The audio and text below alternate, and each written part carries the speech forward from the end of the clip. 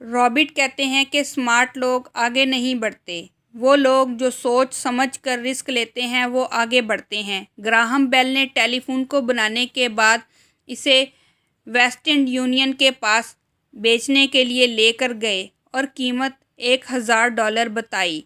Western union के president ने कीमत बहुत ज़्यादा कहकर इनकार कर दिया और फिर AT&T ने इसे खरीद कर एक मल्टी बिलियंस ऑफ डॉलर की इंडस्ट्री खड़ी कर दी। रॉबिट कई सालों से टीचिंग प्रोफेशनल में रहे। बहुत से लोग हाई क्वालिफिकेशन और स्किल होती है, लेकिन सेल्फ डाउट की वजह से, सेल्फ कॉन्फिडेंस के कम होने की वजह से आगे नहीं बढ़ पाते।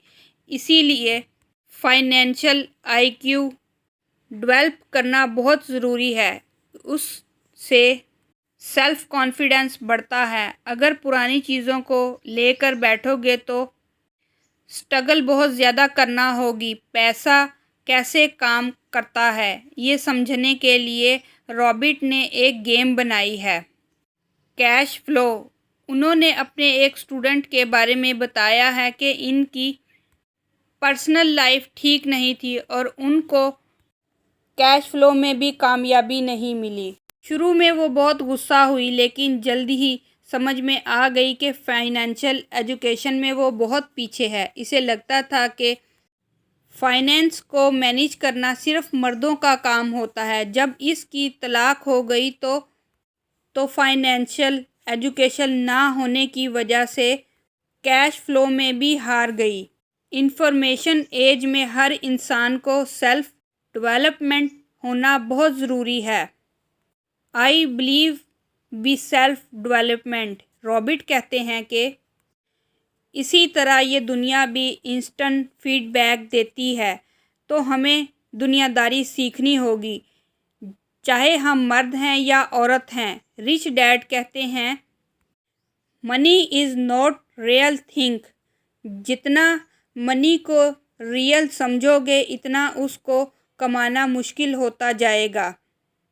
इंफॉर्मेशन एज में सिर्फ मेहनत काम नहीं आती, बल्कि माइंड को ट्रेन करना चाहिए, फिर पैसा आ सकता है। पैसा बचाना है और अपने पास रखना अच्छा होता है।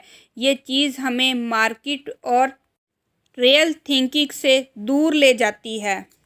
मार्केट में पैसा सेव करके इसे बेहतर तरीके से इन्वेस्ट करके पैसों से मज़ीद पैसे कमाने के बहुत से तरीके हैं। इस सबक में कैसे रॉबिट ने रियल स्टेट में इन्वेस्टमेंट करके मिलियंस ऑफ डॉलर कमाए, इसकी बहुत सारी मिसालें दी हैं।